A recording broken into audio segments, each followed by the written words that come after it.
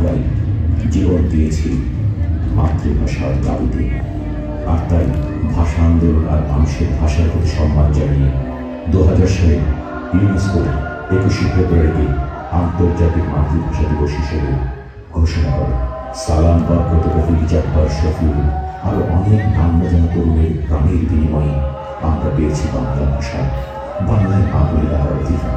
সেই সব ভাষা শহীদদের প্রতি রইল আমাদের বিনম্র শ্রদ্ধা।